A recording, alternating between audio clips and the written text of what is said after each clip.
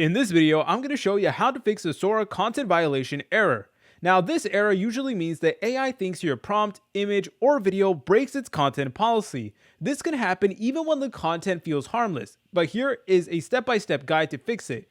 So number one is you want to simplify and review your prompt. So this prompt right over here actually got this error, and I put a simple prompt, which is me winning in a boxing match, but there are ways that we can go ahead and change it to make it actually work. So Sora is very sensitive to wording, so you want to avoid anything even remotely connected to violence. Like a boxing match can be considered violent, so that's why I did get this error. And you also want to avoid like sexualized words, even if they're non-explicit, and you want to avoid using real people's name, especially celebrities, YouTubers, and especially politicians. You don't want to use any of their names in the prompts because Sora AI is going to give you that error. And also any illegal activity like stealing, hacking, or just anything else that's illegal is not going to fly on Sora AI. You cannot do anything like that. Or same thing with like hate or harassment terms. You can't use any of those, or medical or self-harm references. So what you can do is you can go ahead and edit this, for example. So you can go ahead and edit this prompt. So instead of saying winning in a boxing match, you can go ahead and put like training for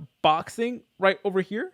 And something like that will actually help you out significantly because it doesn't imply any violence or anything like that. And you always want to remove real people and brands. So Sora often blocks real YouTubers, celebrities, real campaigns/logos, and copyrighted characters. So instead of writing something like a man who looks like Mr. Beast, you can go ahead and use a generic male character with friendly expression. So again, it kind of is unfortunate how you will have to do all these things to just go around the Sora content violation, but it is just what you need to do.